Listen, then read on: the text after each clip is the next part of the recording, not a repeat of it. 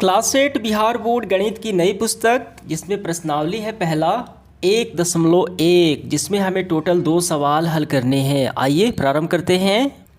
देखिए प्रश्नावली 1.1 में पहला जो सवाल है, निम्नलिखित प्रत्येक में गुणन के अंतर्गत उपयोग किए गए गुणधर्म यानी गुणों का नाम हमें लिखना है।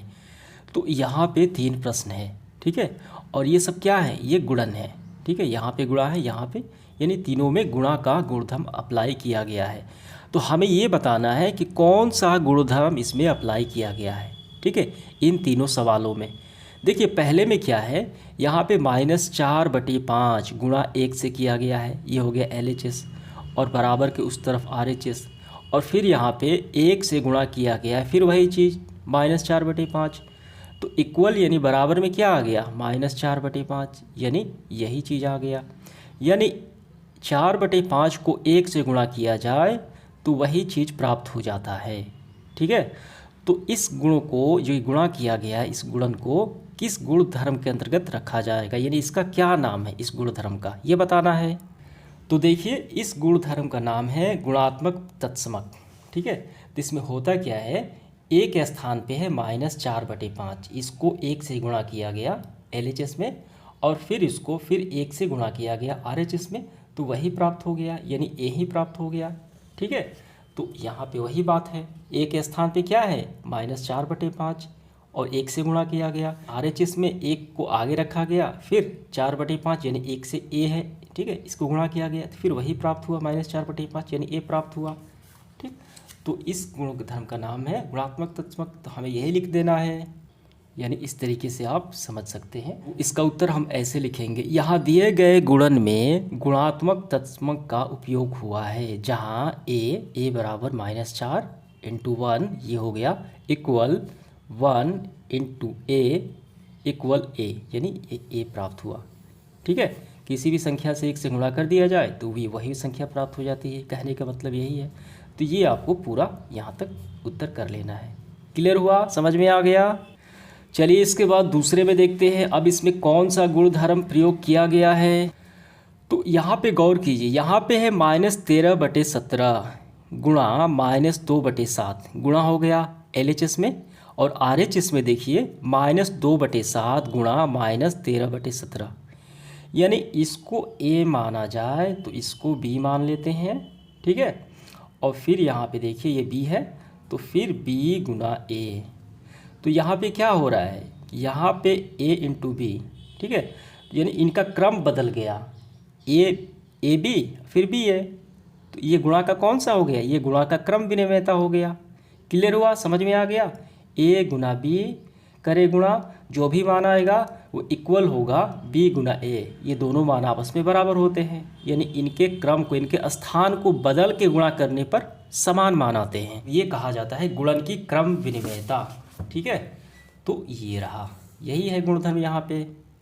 तो इसका उत्तर हम ऐसे लिखेंगे, यहाँ दिए गए गुणन में गुणन की क्रम विनिमयता गुणधर्म है, जहाँ A × B equal B × A। Clear, यही आपको बस लिख लेना है पूरा। अब इसके बाद देखिए तीसरा, -19/29 × 29/-19 इक्वल 1। तो ये कौन सा गुणधर्म है, तो इस गुणधर्म का नाम है गुणात्मक प्रतिलोम, मल्टीप्लिकेटिव इन्वर्स। इसमें होता क्या है कि एक संख्या को उसके विपरीत करके अगर गुणा किया जाए तो 1 प्राप्त हो जाएगा, जैसे यहाँ पे समझ सकते हैं, ठीक। जैसे मैंने यहाँ पे ले लिया 2/1, अब इसका उल्टा करते हैं, उल्टा करें, गुणा करेंगे तो 1/2, ये 2 से 2, 1 से कैंसिल आउट, तो 1 बचा, ठीक है। और भी यहाँ पे समझ सकते हैं, जैसे हम यहाँ पे ले लेते हैं 3, ठीक है, अब इसको गुणा करते हैं, 3 का उल्टा 1/3, ठीक है, 3 से 3 कैंसिल आउट, तो 1 बच गया। तो ये गुणधर्म जो है देखिए यहाँ पे -19/29, अब इसको उल्टा कर दिया गया है, 29 नीचे है तो 29 ऊपर चला गया, -19 देखिए ऊपर है तो ये नीचे आ गया, ठीक। तो वही बात हो गई। देखिए एक और आप समझ सकते हैं, जैसे यहाँ पे हम ले लेते हैं 4/7, ठीक है, अब इसको गुणा करते हैं, ठीक, इसको उल्टे कर देंगे, 4/7 है तो 7/4 कर देंगे, 7 से 7 कैंसिल आउट, 4 से 4 कैंसिल आउट, तो क्या बचा, कुछ नहीं बचा, तो 1 बच गया। तो वही तो है यहाँ पे, ये दोनों कैंसिल आउट हो जाएंगे तो 1 बचा। तो ये गुणधर्म क्या कहलाता है? गुणात्मक प्रतिलोम कहा जाता है। बस यही आपको नाम लिख देने हैं, हो गया। तो इसका हम लिखेंगे, यहाँ दिए गए गुणन में गुणन का गुणात्मक प्रतिलोम है, गुणधर्म का प्रयोग किया गया है, जहाँ a इंटू ए का फिर उल्टा करके गुणा किया जाए 1/a = 1। ठीक, तो यही यहाँ पे प्राप्त हो गया। तो यही बातें आपको लिख लेनी है। क्लियर हुआ? अब इसके बाद देखिए आगे बढ़ते हुए हम दूसरा देखेंगे। बताइए कौन से गुणधर्म, यहाँ पे गुणधर्म है कि सहायता से आप इसको हल करेंगे, अभिकलित करेंगे, यानी इसको प्रमाणित करेंगे। ये कौन सा गुणधर्म यहाँ पे अप्लाई किया गया है?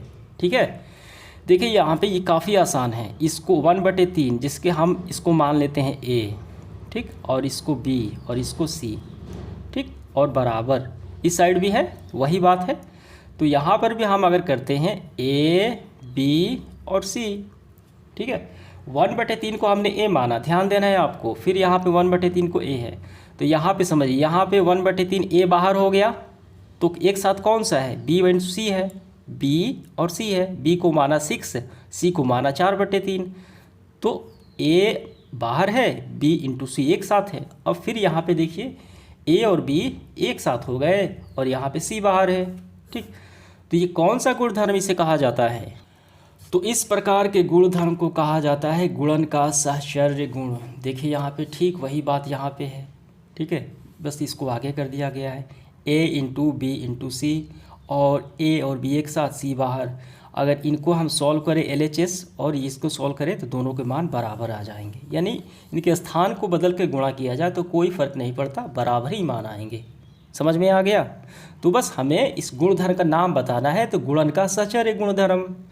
तो इस तरीके से हम इसका उत्तर करेंगे। यहाँ दिए गए गुणधर्म में गुणन का सहचर्य गुण के रूप में अभिकलन करेंगे, जहाँ a × b × c एक साथ और a और b एक साथ × c, ठीक है। तो ये हम यहाँ पे प्रमाणित कर दिए। तो इस तरीके से हमारा सेशन समाप्त हुआ। धन्यवाद।